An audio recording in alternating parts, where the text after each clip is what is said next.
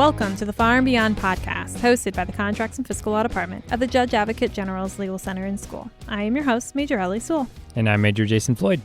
Today we're diving into the Revolutionary FAR Overhaul, or RFO, the new FAR Part 15, Negotiated Procurements.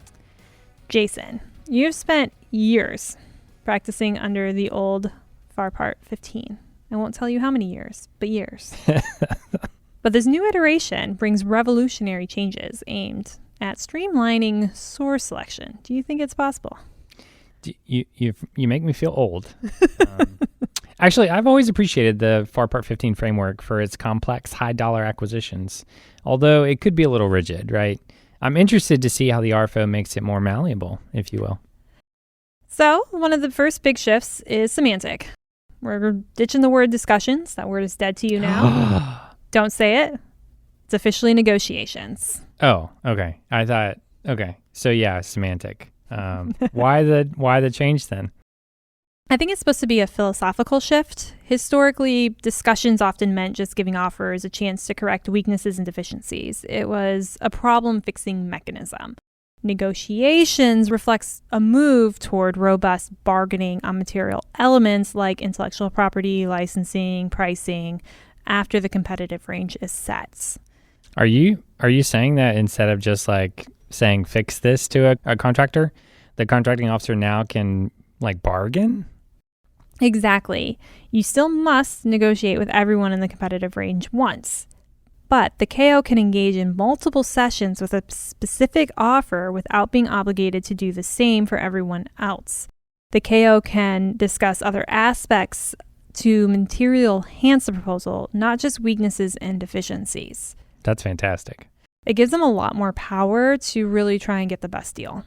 Nice. Good to hear. Well, that's a good change, a welcome change, I think. We'll see how it works out in practice, though. There may be a lot of litigation over that, huh? A lot of litigation. I think this is one where documentation is key of why you're continuing to negotiate with one over the other. I think that's just going to be something we'll have to encourage KOs to do if they're going to be doing multiple sessions. Good point. The RFO has also simplified the definition of deficiency. So under the old rules, a deficiency was a material failure or a combination of significant weaknesses. And I think that's what we most often saw.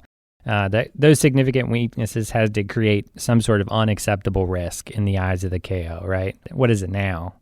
Now, a deficiency is simply any part of an offer that does not conform to a material requirement of an RFP. You no longer have to aggregate minor issues into one giant document. You just address weaknesses directly during negotiations. Interesting. Okay.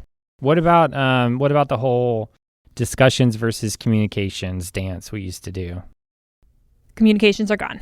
They have been replaced by an expanded role for clarifications. Oh. So you can use clarifications at any time between proposal receipt and award to resolve clerical errors or clarify ambiguities. So you can technically have a clarification after the competitive range has now been set. Interesting. Okay, but still limited to nothing that is going to materially change the proposal.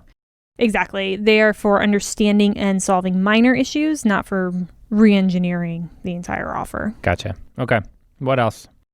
So we also have two new evaluation methods. So the first, the highest technically rated with a fair and reasonable price, or HTR-FRP. Oh gosh. I know, it's a long acronym. That's exciting. So is, just using the title, is this just a trade-off where technical quality is more important? Not quite. It's actually a sequential, non-comparative process. Oh, say more. So, I know, it's a hefty title. You evaluate all the proposals on technical factors to find the highest rated one first. Then you evaluate that one offer's price for fairness. If it's fair and reasonable, the award is made. So are you saying you don't actually have to trade off between price and technical? You just say it's like the technical is fantastic, the most fantastic, really, and then, the price justifies it? Exactly. It's essentially the opposite of LPTA. I think the goal here is to reduce the lengthy process of justifying paying for a higher rated offer. So it makes it quicker. So no need for that 50-page SSDD to justify it. This isn't technically a new approach. It has been used before for IDIQ contracts, and you actually find a small section in the Formation of Government Contractors book by Sabinik and Nash. It's my favorite book. I know. It's the Bible. Yeah. So I did, scrolling through FAR Part 15, I did see a new section entitled Phased Acquisitions. What is that about? So that is the second type of source selection approach you can take, the second new one. Oh.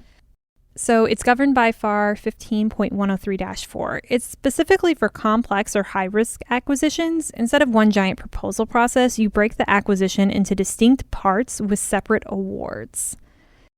Oh, is that essentially like one of those down selects that folks were using, but we didn't really have a name for it or procedures for it in the FAR? I think so. It'll be interesting to see how these play out as well once they are used, and hopefully are. To see how they exactly work and see if that is the process that it's kind of mirroring. Nice. Okay. Yeah. So what does the FAR say about that one? It reduces source selection timeframes and gives the government flexibility to adjust requirements between phases. So just remember the RFP must establish the phases and the criteria offers must meet to progress to the next step.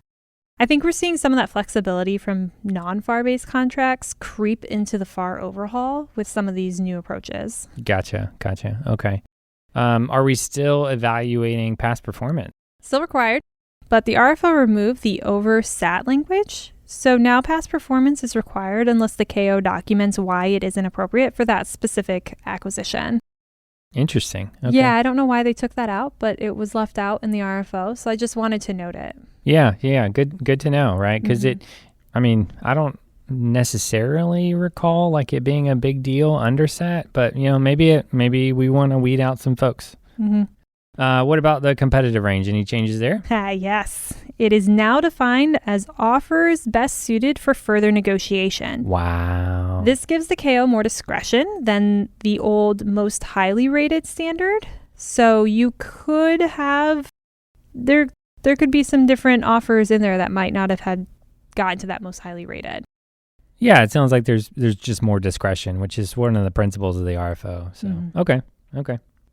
There has also been some language change that I am not sure was planned, but if you look in the competitive range section, KOs must negotiate with each responsible offer in the competitive range. So does that mean we're moving up the responsibility determination then? I'm not sure, because I'm not sure that's what the drafters meant to do, but I haven't asked them. But I think that's an area to watch out for, because if that's what they did intend, that is going to change having to do a responsibility determination on all the offers in the competitive range versus just the potential awardee, which is usually when you do it. Right. Yeah, that may be a little bit more work earlier on, right? Yeah, that would essentially cut against them moving faster. So that's why I don't think that word responsible was supposed to be in there or be used as the way that we as contract attorneys see that word responsible usually meaning. I gotcha. Okay.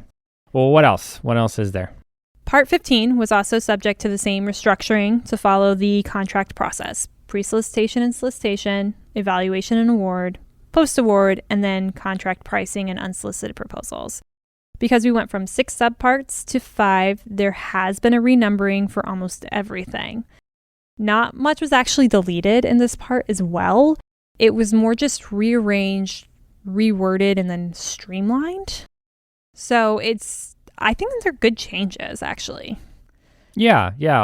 I think the plain language changes are really good. It'll just be interesting to see how some of this changes or like shake up, right? Especially once the GAO and COFC get their hands on some protests as a result of these changes.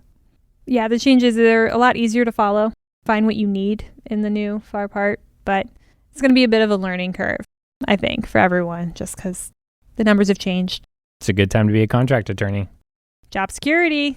Well, thanks again, Ellie, for walking me through FAR Part 15 today. Thank you for joining us today in this episode of Far and Beyond. Please make sure to follow us and subscribe on your favorite podcast platform. We love to hear from our listeners. Please continue to reach out to us on Facebook and LinkedIn. The information can be found in our show notes from today's episode. The views expressed today are those of the presenters, not that of the Judge Advocate General Corps, the Department of the Army, the Department of the Air Force, or the Department of War.